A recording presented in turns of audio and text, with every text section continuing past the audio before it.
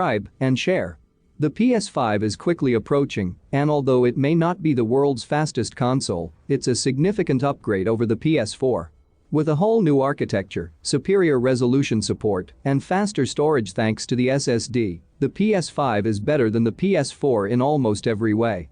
Thanks to the recent PS5 reveal, which showed off the games to expect from the system, we now know much more than before. There's a lot to talk about here, so let's waste no time in comparing PS4 versus PS5.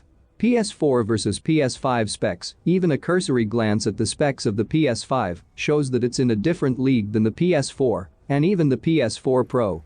Sony has improved the capabilities of its platform in every way, adding more efficient storage, faster compute parts, support for larger capacity disks, and support for higher resolutions.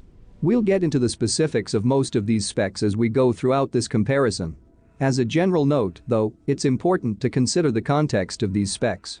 The PS5 is a much newer console built on a different architecture, and because of that, some of the specs shouldn't be directly compared. For instance, the PS5 and PS4 Pro have the same number of compute units, CU, but the PS5's CUs have a much higher transistor density, making them more powerful than the PS4's CUs. That said, other specs can be directly compared. The PS5 has a strictly better optical drive and resolution support. PS4 versus PS5 graphics. The PS4 and PS5 are both based on custom AMD Radeon chips, though the latter packs a lot more of a punch. Sony is boasting twice the number of CUs on the PS5, as well as significantly higher clock speed. However, the biggest difference between the two comes in the ever-important teraflops. Teraflops is a hot term for console developers, and for good reason. Although teraflops aren't holistically indicative of performance, it's a solid number to refer to when making comparisons.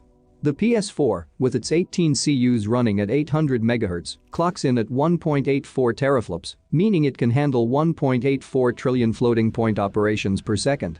By contrast, the PS5's GPU is rated for 10.3 teraflops. Referring to that single number, the PS5's GPU is roughly 8 times more powerful than the PS4 and 2.5 times more powerful than the PS4 Pro. Sony is able to achieve such high performance because of the PS5's 36 CUs and higher clock speed. Over the PS4, the PS5's cores run at 2.23 GHz with variable frequency. The higher clock speed is expected, but we're more interested in variable frequency. Speed is capped at 2.23 GHz, though it will lower based on what's required of the GPU. Locked at 800 MHz, the PS4 varies power based on the workload to meet the clock speed.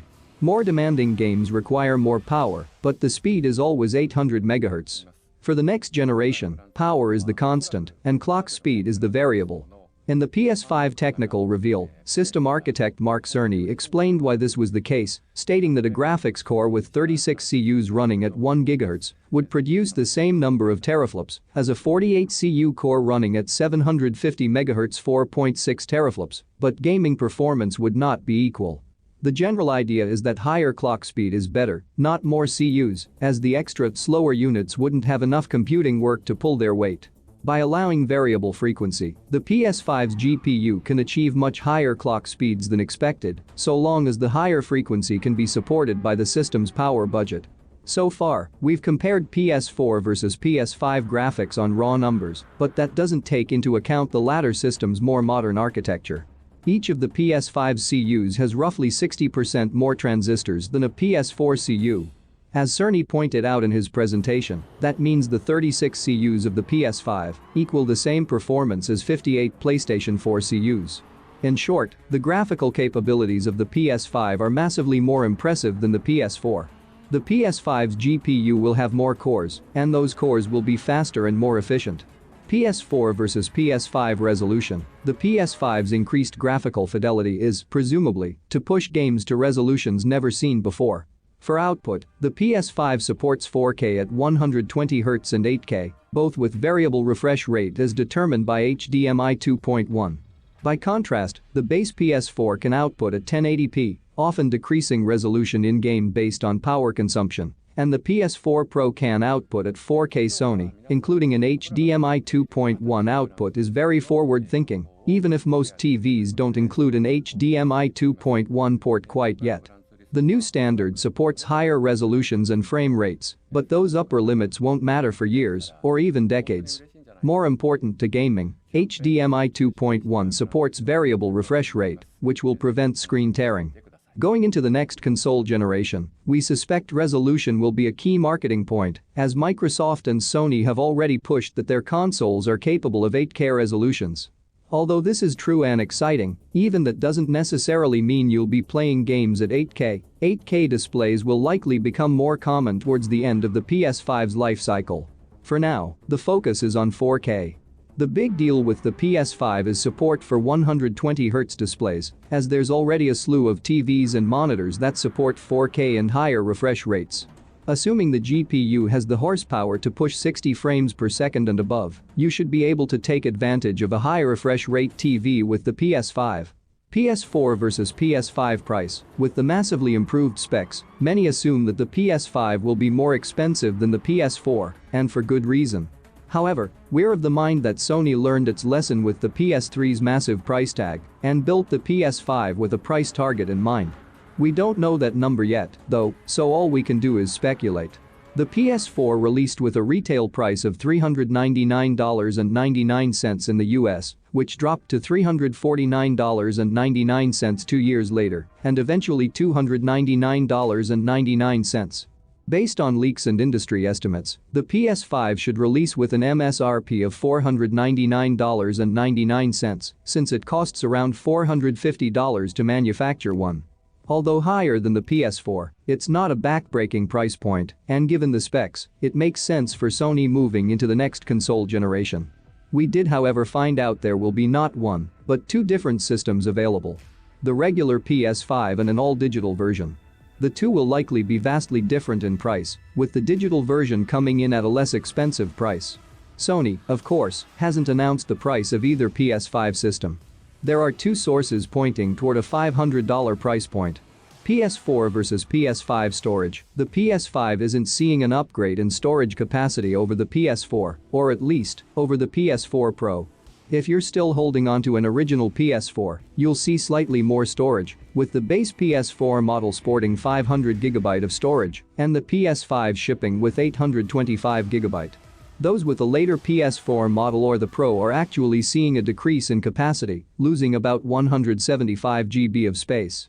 Performance is the key difference. The PS5 sports a custom SSD with a raw read bandwidth of 5.5GB per second. Sony's new storage medium is built specifically for the PS5, allowing it to more effectively communicate with the PS5's architecture. That's why the 825GB capacity may seem a bit strange at first. Even an off-the-shelf SSD would perform much faster than the PS4's hard drive, with the older system rocking a 5,400 RPM mechanical disk. Beyond the performance benefit from flash-based storage, the PS5 also has a new SSD controller. This controller supports hardware decompression for zlib, but more importantly, UDL Kraken.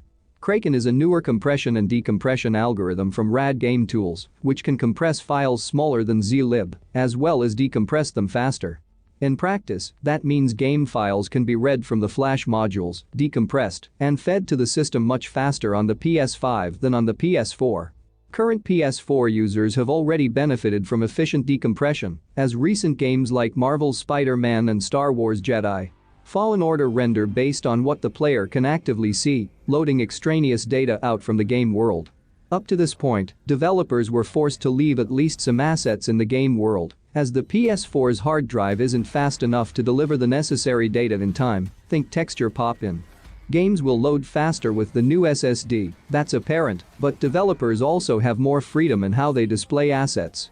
Because the PS5's storage is as fast as it is, game files can be read from the storage device and delivered to the system within milliseconds, opening up far more possibilities in how game assets are displayed. The biggest bottleneck is capacity, which thankfully, the PS5 has a solution for. Like PS4, you'll be able to upgrade the storage of your PS5 with off-the-shelf parts. Compared to the PS4, you'll see a significant performance boost with a PCIe NVMe SSD over a 2.5-inch mechanical drive and even standard SATA SSDs. That said, the open nature of the PS4's medium isn't present with the PS5. You'll need to wait until PCIe 4.0 based drives hit the market before expanding the PS5's capacity. PS4 versus PS5 games. The PS4 has a long list of excellent exclusive games, including Bloodborne, God of War, Until Dawn, Uncharted 4, and more. Thankfully, you'll still be able to play those games on your PS5, more on that in a minute. As for PS5 games, it's safe to assume most games announced for late 2020 and beyond will launch on Sony's new console. We don't have a list of launch titles quite yet, but there have been some games officially announced for the PS5. Many more games were announced during Sony's PS5 reveal event on June 11, 2020. Here are the titles confirmed, not rumored, to be coming to the console. Astro's Playroom, Bugsnax, Deathloop, Demon's Souls Remake, Destruction. All Stars, Dying Light 2, Final Fantasy VII Remake, Ghostwire. Tokyo, Godfall, Gods and Monsters, Goodbye Volcano High, Gran Turismo 7, Grand Theft Auto 5, Hitman 3, Horizon. Forbidden West, Jet. The Far Shore, Kena.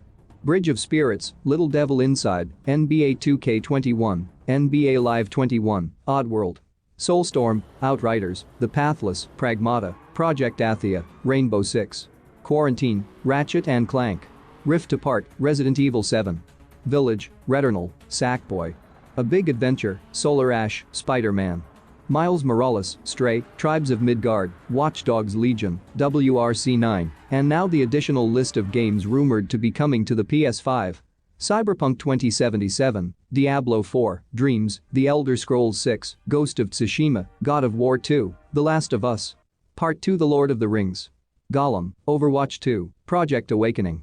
Silent Hills, Sniper Elite 5, Starfield, new Uncharted game, new BioShock game, unnamed Guerrilla Shooter, unnamed Harry Potter RPG. Although the PS4 has a developed list of high-quality exclusives, that doesn't mean you should sleep on Sony's new console. In an official PlayStation blog post, Senior Vice President of Platform Planning Hideki Nishino said that the overwhelming majority of the 4,000-plus PS4 titles will be playable on PS5. In the same post, Nishino also said that the team expects backward-compatible titles to run at a boosted frequency on PS5.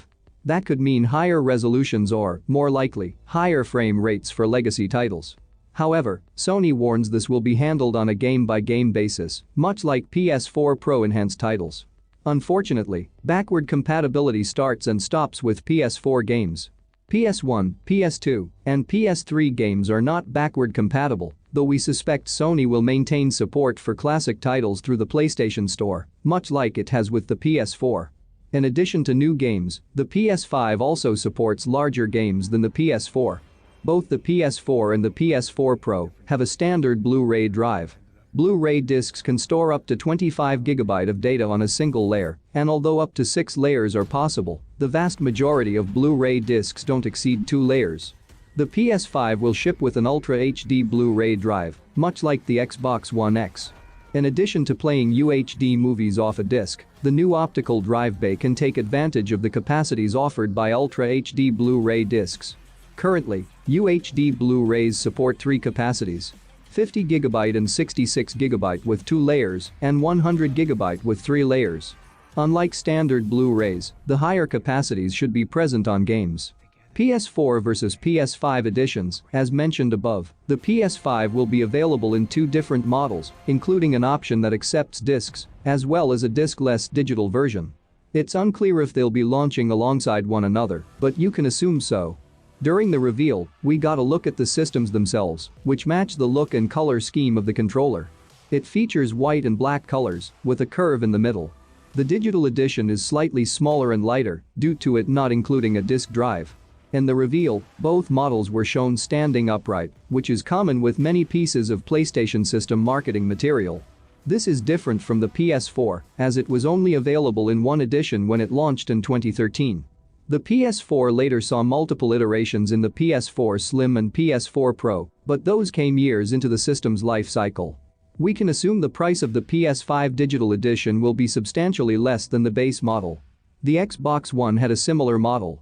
Xbox One S All-Digital Edition, which was significantly less expensive than the base Xbox One S counterpart. It's unknown if both versions of the PS5 will include the same specs, but again, it's a safe bet. Sony announced it would have much more to reveal as we get closer to the PS5's launch later this holiday, so we'll have to play the waiting game for now. Are you excited for the new PS5? Comment down below and let me know. Thank you for watching. Don't forget to like, subscribe, and share.